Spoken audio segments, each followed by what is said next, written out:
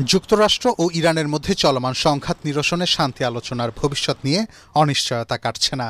মঙ্গলবার এই দুই দেশের মধ্যে আলোচনা অনুষ্ঠিত হওয়ার কথা থাকলেও ইরানের বন্দরগুলোতে মার্কিন অবরোধের কারণে তেহরান আলোচনায় অংশ নিতে অস্বীকৃতি জানায়। ইরানের পররাষ্ট্রমন্ত্রী আব্বাস আরাঘচি ইসলামাবাদে পৌঁছে জানান তিনি যুক্তরাষ্ট্রের সঙ্গে সরাসরি কোনো আলোচনায় অংশ নেবেন না।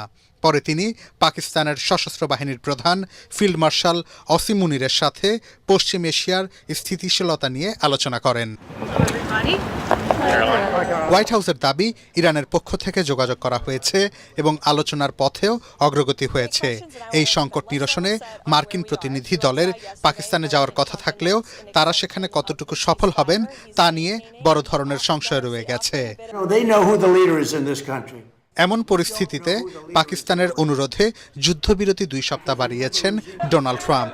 তার দাবি, যুদ্ধবন্ধে চুক্তির জন্য তিনি তাড়াহুড়ো করছেন না, তবে জ্বালানি তেলের মূল্য বৃদ্ধি এবং নিজ দেশে তার জনপ্রিয়তা কমে যাওয়ায় একটি চুক্তিতে পৌঁছাতে ট্রাম্পের উপর অভ্যন্তরীণ চাপ ক্রমশ বাড়ছে বলে মনে করছেন বিশ্লেষকরা।